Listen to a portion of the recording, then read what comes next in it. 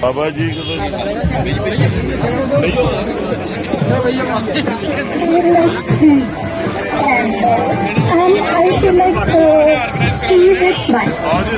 तो आपको आज ये लगे कि लड़की हो क्यों चला रही हो बाइक, या बाइक जब चलानी एक्चुअली शुरू की, did you have main telling you this is not how you ride bike?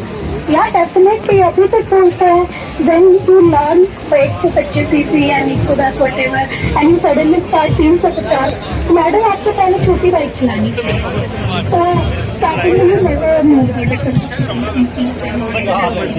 तो बहुत सारे लोग मिलते हैं जब गिर जाते हैं, क्या कर रहे हो मैडम, क्यों चला रहे हो? तो आपको what's the answer you give to them? भैया चला लूंगी आप।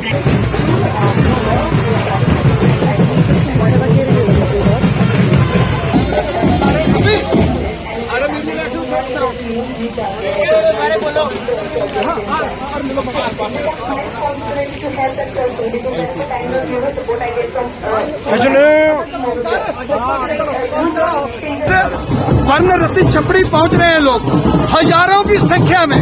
आज लगभग हजारों की संख्या में लोग जो हैं जहां पर हिस्सा लेंगे। प्रधानमंत्री नरेंद्र मोदी जी को किसान सुनेंगे। प्रधानमंत्री जो है वो एक भगवान का रूप है हमारे हिंदुस्तान के लिए। मैं नमन करता हूं प्रधानमंत्री नरेंद्र मोदी जी को, वो हमारे भगवान हैं।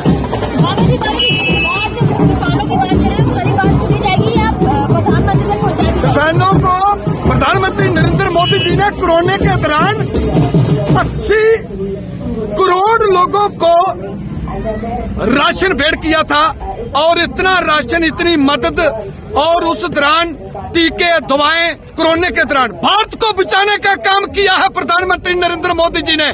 बाकी सब पार्टियां जो है वो वोट मांगने के लिए आती हैं। प्रधानमंत्री जो है देश बचाने का काम करता है। वो कहता है मैं देश के लिए जीऊंगा, देश के लिए मरूंगा।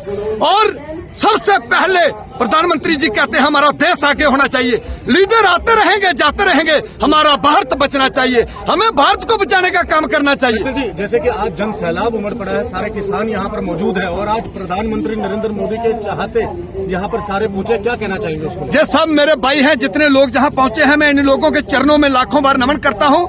मैं ये भी संदेश देना चाहता हूँ, वोट देने वाला जो होता है वो भगवान का रूप है, जो वोट लेने वाला होता है वो वोटर के पांव की धूड़ है। और इसलिए जो लोग मुझे से प्यार करते हैं, प्रधानमंत्री जी से प्यार करते हैं, आज हजारों की संख्या में प्रधानमंत्री जी की मन की बात सुनने के लिए वो वर्णरती छपड़ी मेरे पास पहुंचे हैं। मैं बहुत बहुत शुक्रिया अदा करता हूं अपनी पब्लिक का, अपने भाइयों का, अपनी बहनों का, मातृ शक्ति का, जिन्होंने इतनी भारी संख्या में हमारे पास हिस्सा लिया। बाबा जी, आज लोग ये भी कहेंगे कि ये वोटों की राजनीति है। ये वोटों की राजनीति नहीं है, ये प्यार की राजनीति है। प्रधानमंत्री को जब मैंने बोल दिया वो भगवान का रूप है, तो उससे बड़ा क्या हो सकता है? आज तो पाकिस्तान भी कहता है, जैसे प्रधानमंत्री नरेंद्र मोदी जी हिंदुस्तान के प्रधानमंत्री हैं, पाकिस्तान के लोग कहते हैं हमारा भी प्रधानमंत्री नरेंद्र मोदी जी होना चाहिए।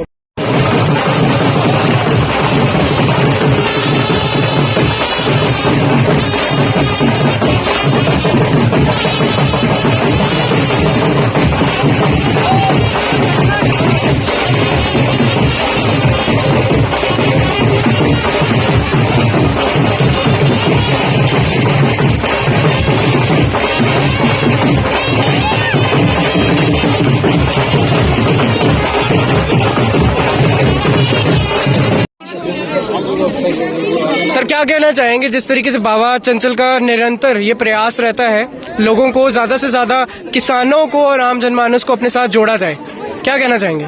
मैं आज तो पहले तो ये बात कहूंगा कि आज बधाई के काबिल सिर्फ बाबा चंचल सिंह और बाबा चंचल सिंह जी हैं, जिन्होंने एक अच्छा कार्यक्रम जो है वो प्रधानमंत्री जी के मन की बात 98 जो एपिसोड था उसको सुनने के लिए इतनी सारी तादाद में यहाँ लोग इकट्ठा हुए। और मैं दूसरी एक और बात कहता हूँ, जब मैं महामंत्री बना तो मुझे किसी ने कहा कि यहाँ बाबा जी रहते हैं, तो मैं सोचूं कि बाबा जी रहते हैं तो बाबा जी के बारे में जानना चाहिए। तो किसी ने कहा कि बाबा जी जादू टोने करते हैं। आज मुझे इतनी पब्लिक देख के ये पता चला कि बाबा जी जो है वो प्यार का जो जादू टोना है वो करते हैं, इसीलिए वो और जमीन से जुड़े हुए व्यक्ति हैं।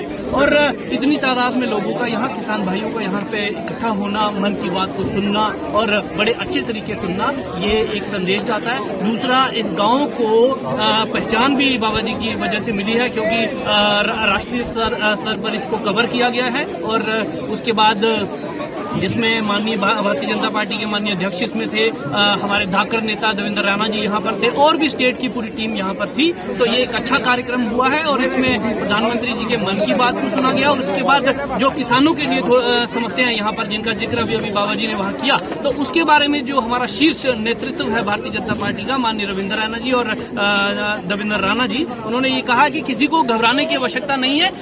कोई ऐसी चीज जो है वो नहीं होने जा रही है, किसी की जमीन नहीं जा रही है और किसी का मकान नहीं टूटना जा रहा है। जब तक भारतीय जनता पार्टी के सिपा सलार यहाँ पर, सिपाही यहाँ पर हैं, किसी के साथ कोई अन्याय नहीं। सर, जब अर्ली सक्सेस मिलती है तो सवालात भी खड़े हो जाते हैं। अब कहीं ना कहीं कुछ लोग जो है, कुछ ऑपोजिशन पार्टी से जो है बाबा चंचल के साथ जो है कहीं ना कहीं ये सवाल उठा लेंगे कि ये वोट बैंक की राजनीति करने में उतारू है, क्या कहेंगे?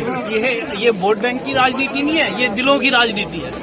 ये देखिए इतने लोग यहाँ पर हैं और वो जमीन से जुड़े हुए आदमी है। हर एक के मैंने पीछे देखा कि वो गरीब कन्याओं की शादी जो है वो करा रहे हैं, उसके बाद इलाज इतना ज्यादा वो लोगों का करवाते हैं, लोगों को माली इमदाद दी जाती है। उसके बाद कोरोना के टाइम पे उन्होंने इतनी ज्यादा लोगों की मदद करी। तो ये इसमें राजनीति कहाँ से आ गई? वो जमीन से जुड़ा हुआ आदमी है, लोगों की मदद करता है और भारतीय जनता पार्टी का बहुत बड़ा सिपाही है इसके। ठीक है, बहुत बहुत धन्यवाद। कॉम्पिटिशंस की बात की थी। ये प्रतियोगिताएं देशभक्ति पर गीत, लोरी और रंगोली इससे जुड़ी थी। मुझे ये बताते हुए खुशी है, देश भर के 700 से अधिक जिलों के 5 लाख से अधिक लोगों ने बढ़ चढ़ करके इसमें हिस्सा लिया है।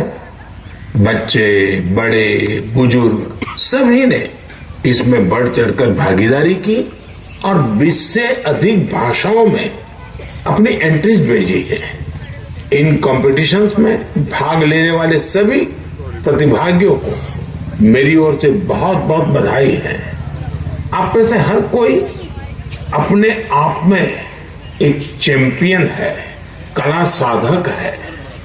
आप सभी ने यह दिखाया है कि अपने देश की विविधता और संस्कृति के लिए। साथियों, आज इस मौके पर मुझे लता मंगेशकर जी, लता दीदी की याद आना बहुत स्वाभाविक है, क्योंकि जब ये प्रतियोगिता प्रारंभ हुई थी उस दिन लता दीदी ने ट्वीट करके देशवासियों से आग्रह किया था कि वे इस स्पर्धा में जरूर जुड़े।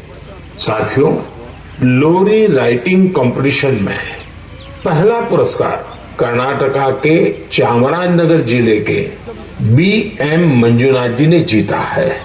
इन्हें ये पुरस्कार कन्नड़ में लिखी उनकी लोरी मलगू कंदा के लिए मिला है। इसे लिखने की प्रेरणा इन्हें अपनी माँ और दादी। आप इसे सुनेंगे तो आपको भी आनंद आएगा। मलगु कंद मलगु ಕೂಸೆ ಮಲಗು ನನ್ನ ಜಾಣ ಮರಿಯೇ ಹಗಲು ಕಳೆದು ಈರುಳು ನೆರೆದು ನಿದಿರ ದೇವೆ ಬರುವಳಯ್ಯ ತಾರೆಗಳ ತೋಟದಿಂದ ಕನಸ ಕೊಯ್ದು ತರುವಳಯ್ಯ ಮಲಗು ಕಂದ ಮಲಗು ಕೂಸೆ ಜೋ ಜೋ ಜೋ